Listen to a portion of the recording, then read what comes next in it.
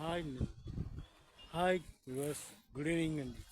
చూసారా, ఇన్ని రోజులు ఎండలతో బాగా అల్లాడిపోయిన మన ప్రజలను, నెలుగు ప్రజలకు ఎంత ఆస్వాదనంగా చల్లటి వాతావరణం ఇచ్చిందో చూడండి. ఈ ప్రకృతికి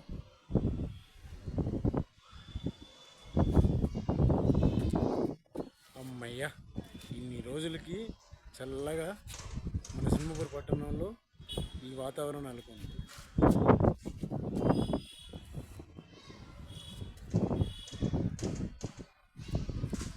ఇంకేం కావాలి చెప్పండి మనకి.